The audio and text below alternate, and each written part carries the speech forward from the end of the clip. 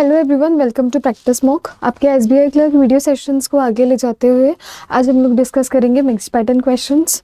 तो सबसे पहले हम लोग होमोफोन्स के क्वेश्चंस डिस्कस करेंगे, उसके बाद में एरर डिटेक्शन। होमोफोन्स बेसिकली हमारे वो वर्ड्स होते हैं जिनकी स्पेलिंग सेम होती है, स्पेलिंग डिफरेंट होती है, प्रोनाउंसिएशन सेम होता है और मीनिंग भी डिफरेंट होता है। जैसे स्टील, स्टील प्रोनाउंसिएशन सेम है, ठीक है, स्पेलिंग हम लोगों की अलग है, ओरिजिन अलग हो सकता है, मीनिंग अलग हो सकता है, ठीक है। तो देख लेते हैं कि कौन कौन से इनमें से वर्ड्स फिट बैठेंगे। ओके, स्टील और स्टील। पहला वाला स्टील का जो सबसे ज़्यादा बेसिक मीनिंग होता है वो तो यही होता है जो हम बोलते हैं ना, स्टील चोरी, चोरी करना, ठीक है। एक तो ये हो जाता है। उसके बाद में एक हम लोगों का आता है जब हम बोलते हैं समथिंग, ऐसे बोलते हैं बी अ स्टील, ठीक है, टू बी अ स्टील। ये होता है हम लोगों का idiom. To be a steal मतलब कोई लग्जरी आइटम, कोई महंगी चीज़ आपको सस्ते में मिल जाती है तब हम बोलते हैं इट्स अ स्टील, ठीक है, और something to be a steel.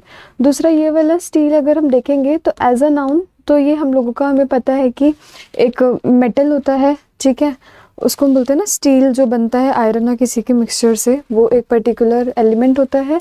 और एज अ वर्ब होता है कि हम कोई अनप्लेजेंट एक्सपीरियंस से अपने आप को बचा रहे हैं, ठीक है, प्रिवेंट कर रहे हैं कि हमें कोई अनप्लेजेंट चीज़, कोई डिफ़िकल्ट चीज़ फेस ना करनी पड़े, ठीक है। तो ये तो इनके जनरल बेसिक मीनिंग्स हैं। और जनरली एग्जाम में अगर आपका एसबीआई क्लर्क की बात करें तो जनरल मीनिंग वाले ही आएंगे, बहुत ज़्यादा डिफ़िकल्ट मीनिंग्स से नहीं आएंगे, क्योंकि एक वर्ड के अलग अलग मीनिंग्स हो सकते हैं। तो अगर पहला वाला देखेंगे, if it is a luxury item and you can get it at a low price, it's a steel. जैसा मैंने आपको अभी ही बताया था कि अगर कोई लग्जरी आइटम है और आपको छोटे सस्ते प्राइस में मिल जा रहा है तो इट्स अ स्टील, मतलब हाँ, आपके लिए कहीं ना कहीं एक तरीके से आपने उसे ऑलमोस्ट फ्री में ही ख़रीद लिया है या फिर बहुत सस्ते में ख़रीद लिया है, तो कहीं ना कहीं आपकी विक्ट्री हुई है, आप उसमें जीत गए हो, आपने उसे ऑलमोस्ट उनसे चुरा लिया है at a very low cost, ठीक है। तो इसके लिए तो हमें कन्फर्म हो गया कि ए आएगा, ठीक है। She shut her eyes in order to dash, to के बाद यहाँ पे बेस फॉर्म वर्ब आएगा, ये तो हमें क्लियर हो गया है। Her self against the humiliation of exposing her true feelings, उसने अपनी आंखें बंद करी ताकि वो अपने आप को बचा सके, किससे, ताकि जो उसके उसको कहीं ना कहीं एम्बेरसमेंट फील होगा अगर वो अपनी ट्रू फीलिंग्स को एक्सप्रेस करेगी, ठीक है। उसने अपनी ट्रू फीलिंग्स को एक्सप्रेस किया तो उस ह्यूमिलिएशन से, उस एम्बेरसमेंट से बचाने के लिए उसने अपनी आंखें बंद कर ली। तो यहाँ पे स्टील, ये बी वाला स्टील आ जाएगा, ठीक है। हमने बोला ना प्रिवेंट करना, किस चीज़ के लिए, कोई अनप्लेजेंट चीज़ एक्सपीरियंस करने से खुद को बचाना। Kleptomania is an impulse control disorder that results in an irresistible urge to। Kleptomania एक impulse control disorder है जिसमें एक इंसान को irresistible urge होती है, मतलब उससे कंट्रोल ही नहीं होता क्या करने में, चोरी करने में, वो चोरी करता ही करता है, ठीक है। उसको एक अर्ज होती है, इरेजिस्टिबल अर्ज, वो अपने आप को रोक नहीं पाता चोरी करने से। तो ये ए वाला आ जाएगा, ए बी ए। सो आपका ऑप्शन नंबर बी। नेक्स्ट आ जाओ, सेकेंड, रिंग और रिंग, ठीक है। एक तो हमें पता है रिंग हमारा ये पीस ऑफ ज्वेलरी होता है जो फिंगर्स में पहना जाता है, ठीक है, ज्वेलरी पीस कह लो, ठीक है। उसके अलावा रिंग का मतलब होता है जब हम किसी को कॉल करते हैं, है ना, उसके मतलब बहुत जनरल मीनिंग्स होते हैं, फ़ोन कॉल के टर्म्स में होता है ना। रिंग, ये वाले रिंग का मतलब होता है कहीं ना कहीं जो हम बोलते हैं ना, रिंग कर देना, किसी चीज़ को निचोड़ना, श्रिंक करना उस सेंस में, ठीक है, स्क्वीज करना, ये कॉमन मीनिंग्स हैं। The officer on duty was a handsome elegantly dressed man with a diamond ring on his four finger. Finger में क्या आएगी, रिंग ही आएगी, ठीक है। वो ऑफिसर हैंडसम था, he was well dressed and had a diamond ring on his four finger, ठीक है। ए वाला आ गया पहले में। Remove your scarf, rinse it in cool water and then ring the water out, मतलब वाटर को स्क्वीज करो, निकाल दो, ठीक है। पहले स्कार्फ हटाओ, उसको ठंडे पानी से धो और उसके बाद में वो पानी निचोड़ के डाल दो, ठीक है। A B. और फ़ोन बिगेन टू, हमें पता है ना फ़ोन रिंग करता है, ठीक है, कॉल आता है फ़ोन कॉल के टर्म्स में। Again as soon as she entered the house, ठीक है। जैसे ही उसने घर के अंदर एंटर किया फोन बजने लगा, ABA। फ्लावर एंड फ्लावर, पहला वाला फ्लावर क्या होता है, सिंपल आटा, है ना। दूसरा फ्लावर क्या होता है, फ्लावर फूल, ठीक है। इतना ही हम बेसिक वाले मीनिंग से ही कोशिश करेंगे, है ना। She rolled the pieces of meat in flour and fried them, ठीक है। उसने जो मीट के पीसेस थे उन्हें रोल किया, किस में, आटे में, और उसके बाद फ्राई किया, ए, ठीक है। The dash mills of Milkaway have a capacity of about 12,000 barrels a day. अब मिल किसकी होती है, मिल तो आटे की ही होती है, ठीक है। तो फ्लावर मिल्स कहाँ की, मिल्कॉकी की, उसकी कैपेसिटी कितनी है, 12,000 बैरल्स प्रोड्यूस करने की। The shrubs under his window, जो उसके विंडो के नीचे श्रब्स लगे हुए हैं, they flower, flower as a verb क्या होता है, फ्लावर, एक तो ये हो गया फूल, ठीक है। His window flower only once a year in late autumn, मतलब उसमें फूल निकलते हैं, ठीक है, produce flowers, so only once. तो क्या हो गया, A B, option A। Beer और बेयर, बियर एक तो हमें पता है कि एक भालू को बोलते हैं, ठीक है। और वर्ब में अगर बहुत कॉमन अगर हम देखें तो बियर मतलब होता है किसी चीज़ की आप रिस्पॉन्सिबिलिटी लेते हो या किसी चीज़ के लिए आप रिस्पॉन्सिबल हो, ठीक है। बेयर हमारा होता है अनकवर्ड या फिर जिस पे कोई कवरिंग नहीं है, एज इट इज, ठीक है, ओके, ठीक है। The house with its bare unplastered log walls looked conspicuously uninhabited, ठीक है। The house with its bare, ठीक है, uncovered, unplastered walls look conspicuously मतलब नोटिसेबल, दिख रहा था सामने सामने से देख करके कि वहाँ पे कोई रह नहीं रहा है, क्योंकि उसकी जो वॉल्स थी वो अनकवर्ड थी, उनमें ना प्लास्टर लगा हुआ था, ठीक है। वो बिल्कुल ऐसे ही थी जैसे मतलब कच्ची पक्की टाइप्स, तो बेयर, ठीक है, बी। उसके बाद में if any company pollutes the river it should be bear the cost of that pollution, ठीक है। इट शुड बी रिस्पॉन्सिबल, वो ही है जिसको उसके it should bear the cost of that pollution, मतलब उसी की कहीं ना कहीं रिस्पॉन्सिबिलिटी है वो पोल्यूशन को कॉज करने की, और कहीं ना कहीं वही उसका खामियाजा भी भुगतेंगे, ठीक है। हम बोलते हैं ना बेयर द ब्रंट ऑफ मतलब उस चीज़ के लिए रिस्पॉन्सिबल हो और उसके कॉन्सिक्वेंसेस भी कहीं ना कहीं तुम ही फेस करोगे।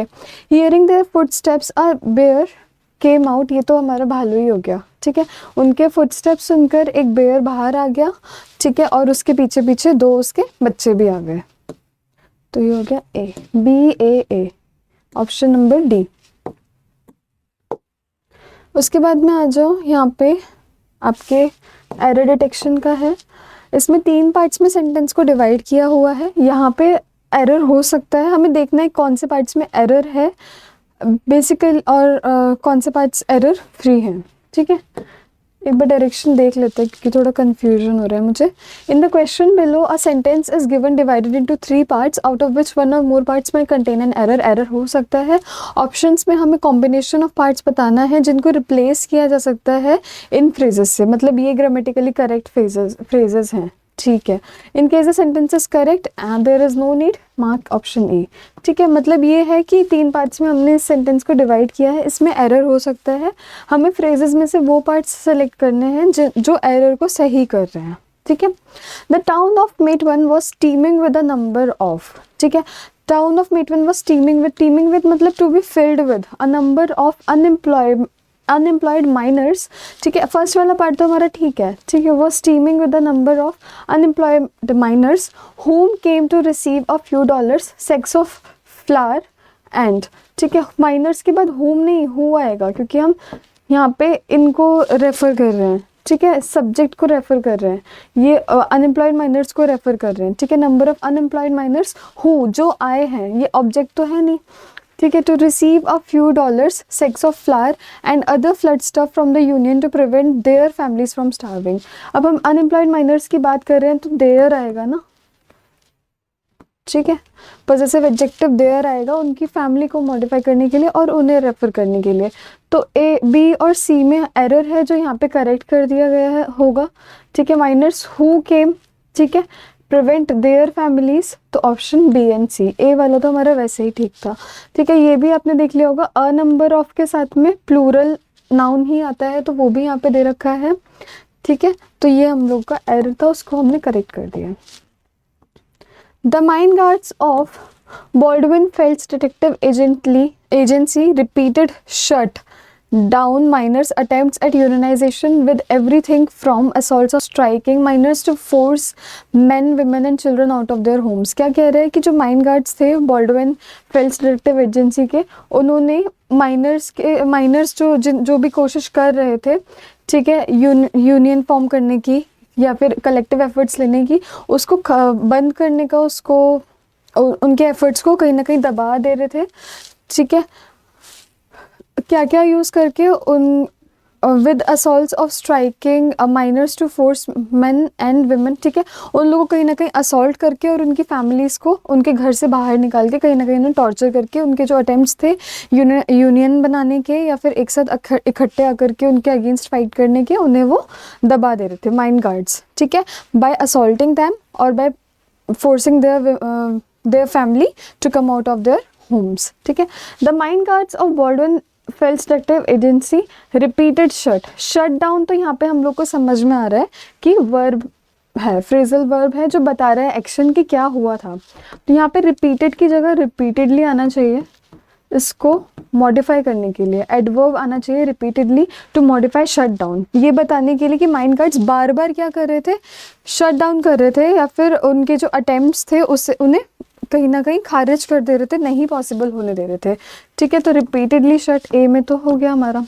Shut down miners attempts at unionization with everything. ठीक है, सारे एफर्ट्स लगा दिए उन लोगों ने, उन लोगों के एफर्ट्स, उन लोगों का जो अटेम्प्ट था, उन लोगों की जो कोशिश थी माइनर्स की, उसे पूरा ना होने देने के लिए माइन गार्ड्स ने सारी चीज़ अटेम्प्ट कर ली with everything from assaults of striking miners. ठीक है, उन्हें असॉल्ट भी किया, टू फोर्सिंग, उनको फोर्स भी किया। अब यहाँ पे टू देखो, लग रहा है टू और वर्ब वन है, लेकिन यहाँ वर्ब वन नहीं है, ये टू यहाँ पे प्रपोजिशन है और फोर्सिंग होगा उसका एडजेक्टिव, सॉरी उसका ऑब्जेक्ट बनने के लिए, फोर्स नहीं आएगा। ठीक है, क्योंकि हमें प्रपोजिशन के बाद में नाउन चाहिए होता है या जेरेंड चाहिए होता है प्रपोजिशन का ऑब्जेक्ट बनने के लिए। फोर्स तो वर्ब हो गया, फोर्सिंग आएगा। दूसरा हमें फोर्सिंग इसलिए भी चाहिए क्योंकि यहाँ पे देखो हमने बोला है असॉल्ट्स ऑफ स्ट्राइकिंग, स्ट्राइकिंग के साथ पैरेललिज्म मेंटेन करने के लिए। ठीक है, striking miners to forcing man. ठीक है, तो उसके साथ में एग्री करने के लिए हम लोगों को यहाँ पे जेरेंड चाहिए फोर्सिंग, तो सी में भी एरर अपना आ गया। ठीक है, तो option number A and C. From everything from assaults of ठीक है, okay. The new guidelines places limits on what and how much mining waste can be dumped into local streams and were designed to protecting 95% of the aquatic life throughout Central Appalachia। ठीक है, तो नई guidelines हैं, उन्होंने एक तरह से restrictions लगा दिए हैं कि कितना कि क्या और कितना माइनिंग वेस्ट डंप किया जा सकता है लोकल स्ट्रीम्स में। एंड ये गाइडलाइंस इस तरीके से भी डिज़ाइन की गई थी कि उनका पर्पस था कि एक्वेटिक लाइफ 95% एक्वेटिक लाइफ जो सेंट्रल एप्लेशिया में है उसको भी प्रिजर्व करना है। ठीक है, तो न्यू गाइडलाइंस ने रिस्ट्रिक्शंस लगाए, ठीक है, कि क्या क्या डंप किया जा सकता है और उनका इंटेंशन क्या था इसके पीछे, रिस्ट्रिक्शंस लगाने के पीछे, कि उन्हें एक्वेटिक लाइफ को प्रिजर्व करना था। द न्यू गाइडलाइंस प्लेसेस की जगह प्लेस होगा क्योंकि गाइडलाइंस प्लूरल नाउन है। ठीक है, ये on what and how much mining waste can be dump नहीं कैन बी डंप्ड होगा to fit in the passive voice structure, can plus be plus dumped. ठीक है, can be dumped into local streams and were designed to protecting नहीं होगा, designed to, हम यहाँ पे purpose बता रहे हैं किस लिए डिज़ाइन किया गया है, to protect। यहाँ पे to क्या है, यहाँ पे to इन्फिनेटिव स्ट्रक्चर है। ठीक है, to protect होगा, यहाँ पे to प्रपोजिशन नहीं है, यहाँ पे इन्फिनेटिव है। आप डिफरेंस समझ पा रहे हो ना, पिछले वाले क्वेश्चन से अगर रिलेट कर पाओ, ऑल ABC, यहाँ पे हम लोग पर्पस बता रहे हैं कि इन गाइडलाइंस को डिज़ाइन क्यों किया गया है, उसका पर्पस अगर हम बता रहे हैं तो यहाँ पे तो हम टू के बाद में एक्शन ही बताएंगे ना, क्योंकि हमें पर्पस बताना है। तो यहाँ पे ये इन्फिनेटिव है, और अगर आप पुराने वाले क्वेश्चन में देखोगे, अगर किसी को भी कंफ्यूजन हो रहा है, ठीक है, तो यहाँ पे हम लोग ये बता रहे हैं कि उन्होंने जो माइन गार्ड्स थे उन्होंने रिपीटेडली शट डाउन किया या फिर नहीं पॉसिबल होने दिया माइनर्स के अटेम्प्ट्स को, ठीक है, यूनियन फॉर्म करने के लिए या फिर कलेक्टिव एफर्ट्स लेने के लिए। और उन्होंने ये चीज़ मतलब कि जो यूनियन ना बन पाए, आप ये मान लो यूनियन बनाने वाले थे माइनर्स, यूनियन ना बना पाए, उसके लिए उन्होंने क्या क्या किया, उन्होंने बहुत सारी चीज़ें की, ठीक है। From assaults of striking miners, ठीक है, उन्हें असॉल्ट भी किया, ठीक है, और साथ ही साथ उनकी फैमिली को फोर्स भी किया, ठीक है, हर एक चीज़ की। और अगर आप ऐसे भी देखोगे तो फ्रॉम यहाँ पे यूज़ हो रहा है और टू यहाँ पे यूज़ हो रहा है, तो फ्रॉम और टू तो वैसे भी साथ में ही यूज़ किए जाते हैं, ठीक है, कोरिलेटिव कंजंक्शन की तरह। तो यहाँ पे जब कंजंक्शन की तरह हम लोग बोल रहे हैं, कोरिलेटिव कंजंक्शन के पेयर की तरह यूज़ किया जा रहा है, तो यहाँ पे हमें एक्शन समझ में आ रहा है कि टू फोर्स यहाँ पे एक्शन नहीं है, यहाँ पे ये प्रेपोजिशन है, ठीक है, इन्फिनेटिव नहीं है। 9th में आ जाओ। Natural gas is thus considered by much to be a bridge fuel that can help nations lower carbon emissions while they transition more slowly from fossil fuels to renewable carbon neutral forms of energy. Natural gas is thus considered by much नहीं होगा, by many होगा, क्योंकि यहाँ पे हम in general public का opinion बता रहे हैं कि natural gas को बहुत लोग मानते हैं bridge fuel, ठीक है, that can के बाद में base form verb आता है, that can help, ठीक है, जो मदद कर सकता है नेशंस को किस चीज़ में, कि वो अपने कार्बन एमिशंस को कम करें और साथ ही साथ धीरे धीरे ट्रांजिशन करें, चेंज करें, कन्वर्ट करें अपना source of energy from fossil fuels to renewable carbon neutral forms of energy, ठीक है, ए और बी। जो मैंने अभी अप्रोच बताई उसमें तो हम सीधा सेंटेंस पढ़ रहे हैं। अब हमारा लास्ट क्वेश्चन है, अच्छा ये दूसरे पैटर्न का, इसमें हमें बताना है कौन से पार्ट में एरर है, उसे मार्क करना है, okay. If companies find that remote work is a mess, अगर कंपनीज को ऐसा लगता है कि remote work is a mess, ठीक है, सही तरीका नहीं है, they might decide to prematurely scrap the experiment, वो ये कर सकते हैं कि वो ये वर्क फ्रॉम होम का जो पूरा एक वेव है या फिर एक जो सिस्टम है उसको ना पॉसिबल होने दें, या फिर ये इसको एक्सपेरिमेंट ही ना करें, इसे इम्प्लीमेंट ही ना करें, जैसा कि IBM और याहू ने किया था, ठीक है। उन्होंने पहले वो रिमोट वर्क को इम्प्लीमेंट किया था, लेकिन उन्हें लगा कि ऐसे काम नहीं कर सकता, तो उन्होंने उस पूरे सिस्टम को स्क्रैप कर दिया, हटा दिया। फर्स्ट वाले सेंटेंस में तो मुझे कोई भी एरर नहीं दिख रहा, ठीक है। इफ़ कंपनीज फाइंड दैट, अगर कंपनीज को ऐसा लगता है कि रिमोट वर्क एक मेस है, उन्हें डिसाइड करना होगा टू प्रीमेच्योरली स्क्रैप, प्रीमेच्योरली इसको मॉडिफाई कर रहे द एक्सपेरिमेंट, जैसा कि IBM और याहू ने फेमसली किया था। अब इसमें एलिमिनेट हो गए हमारे ऑप्शन A, B, C, ठीक है, क्योंकि फर्स्ट सेंटेंस हमारा एरर फ्री है। अब देखते हैं, it is certainly curious that the most prestigious tech companies now proclaiming the future of working from home were just 7 months ago outfitting their offices with the finest sushi bars, yoga rooms and massage rooms, ठीक है। एक बहुत ज़्यादा curious चीज़ है to learn कि जो बहुत ज़्यादा प्रेस्टिजियस टेक कंपनीज थी, जो tech companies now proclaiming the future of work from home were, जो कहीं ना कहीं वर्क फ्रॉम होम के फ्यूचर के बारे में बात कर रही हैं, 7 months ago, वर जस्ट 7 months ago, वो अब से पहले क्या कर रही थी, थोड़े समय पहले वो अपने ऑफिसेस को, देयर ऑफिसेस, अपने ऑफिसेस को में sushi bars, yoga rooms, massage rooms ये सब ला रही थी, ठीक है।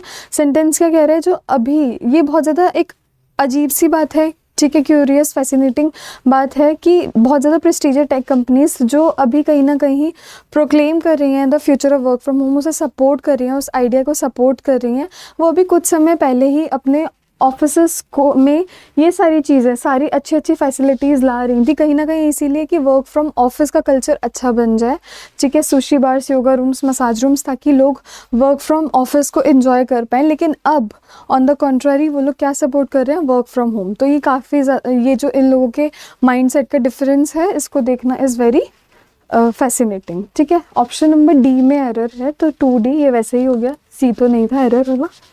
इफ़ मच कंपनीज, अब 3 में ए में एरर है वो तो वैसे ही पता चल गया, कंपनीज के साथ मैनी आएगा। If many companies find that remote work attenuates the cultural bonds of the workforce, officers could stage a furious comeback। ठीक है, अगर कंपनीज़ को ये लगता है कि जो वर्क फोर्स का कल्चरल बॉन्ड है, जो आपस में लोग बॉन्ड करते हैं, वो वर्क फ्रॉम होम की वजह से पॉसिबल नहीं हो पा रहा है, तो हो सकता है कि जो ये ऑफिसेज हैं जिन्होंने ये पॉलिसी इम्प्लीमेंट की है वो वापस वर्क फ्रॉम ऑफिस कल्चर में स्विच कर जाएं। ठीक है, अगर उन्हें ये लगेगा कि वर्क फ्रॉम होम की पॉलिसी की वजह से उनके वर्क प्लेस पे लोगों के जो कल्चरल बॉन्ड्स हैं या लोगों के वैसे भी सोशल कनेक्शंस हैं वो अफेक्ट हो रहे हैं। ठीक है, आई होप आपको आज का सेशन अच्छा लगा होगा। कोई भी डाउट है, क्वेरी है, आप टेलीग्राम चैनल पे हम लोगों से पूछ सकते हैं। हम आपके क्वेश्चंस, हम आपकी क्वेरीज़ को आंसर करने के लिए हमेशा बने हैं। ठीक है, और मेरे को अभी भी लगता है कि बहुत लोगों को टू में बहुत ज़्यादा कन्फ्यूजन है। ठीक है, कि टू कब इन्फिनेटिव स्ट्रक्चर होता है और टू कब प्रेपोजिशन होता है। तो हाँ, अगर आपको इससे रिलेटेड कोई भी प्रॉब्लम है, नहीं कॉन्सेप्ट समझ आया है, तो आप लोग बता सकते हैं। हम इसका एक अलग से सेशन करा देंगे ताकि आपके लिए चीज़ें समझना आसान हो जाए। साथ ही मैं आपको बता दूं, क्योंकि SBI क्लर्क के सेशंस चल रहे हैं। ठीक है, तो पहली बात तो आप ये समझो कि आपका SBI क्लर्क के लाइव टेस्ट हम लोग प्रोवाइड कर रहे हैं, फ्री लाइव टेस्ट प्रोवाइड कर रहे हैं, जो ट्यूसडे यानी आज, ठीक है, हर ट्यूसडे आपको शाम 5 बजे से मिलते हैं, अवेलेबल रहते हैं वेडनेसडे रात 10 बजे तक, और उनका रिजल्ट आपको मिल जाता है थर्सडे सुबह 10 बजे। तो इन्हें ज़रूर एक बार अटैम्प्ट कीजिएगा, आपको काफ़ी ज़्यादा हेल्प मिलेगी आपकी प्रिपरेशन में। ठीक है, साथ ही साथ प्रैक्टिस मॉक के प्लेटफॉर्म पर अभी भी रिपब्लिक डे सेल चल रहा है, जिसमें आपको फ्लैट 30% ऑफ मिलेगा। कूपन कोड आपको यूज़ करना है इंडिया। ठीक है, इसके अलावा किसी को कोई भी डाउट, क्वेरी है, टेलीग्राम चैनल पे हम लोग हमेशा अवेलेबल है, वहाँ पे आप अपने डाउट्स डिस्कस कर सकते हैं। Thank you.